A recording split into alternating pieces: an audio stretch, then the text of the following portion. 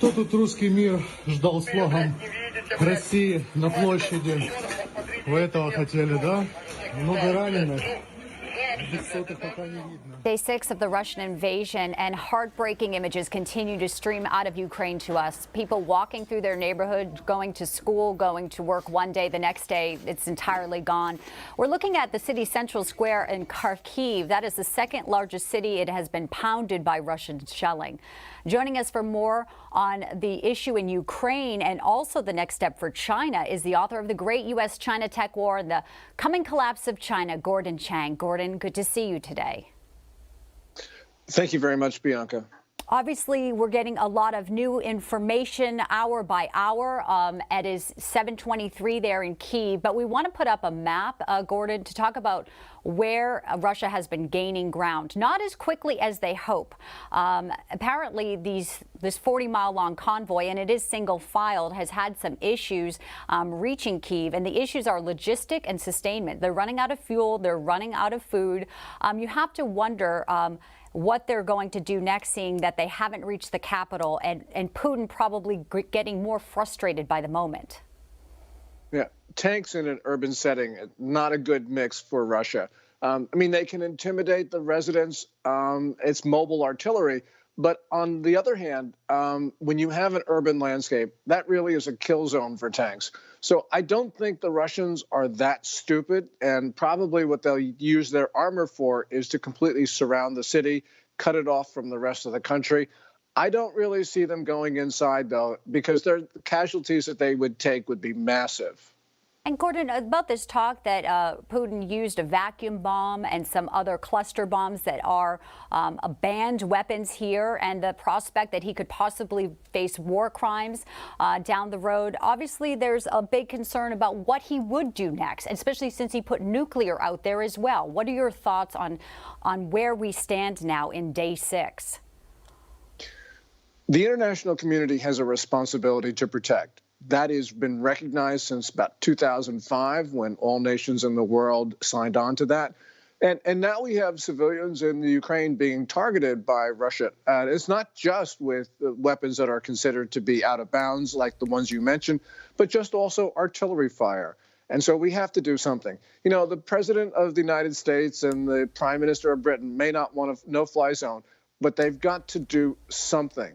Because if our international responsibilities mean anything, we have to do something about the citizens in Ukraine. We obviously are also watching the situation in China and Taiwan, because as we are further dragged into possibly the entanglement in Ukraine, we cannot ignore that there's a delegation of former U.S. defense officials, including former Secretary of State Mike Pompeo, visiting Taiwan this week. We know that there were Chinese aircraft a few days ago, about a week ago, in the space of Taiwan. And more recently, Gordon, just days ago, a U.S. warship was in an area that they say is fine. China called it a provocative act. So as we see these meetings now converging, what do you take away from this U.S. delegation in Taiwan?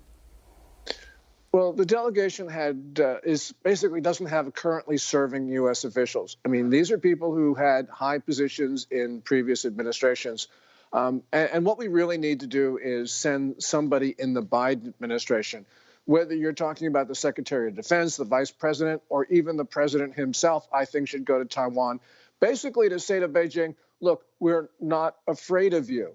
Now, Beijing will huff and puff, but we have to make it clear that we are going to protect our friends and our allies, and we're not going to be deterred by some hot-headed Chinese officials. Right. And there is no threat, we should say. There is no threat on Taiwan at the moment.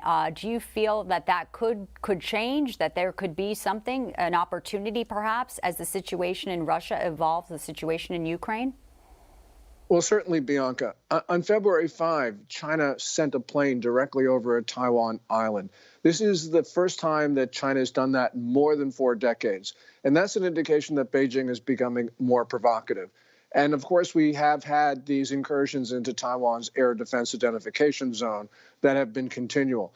Beijing is just upping the pressure, and the United States needs to up the defense. Taiwan is our friend. It has become the test of American credibility, especially after the fall of Afghanistan and the complete failure of deterrence in Ukraine.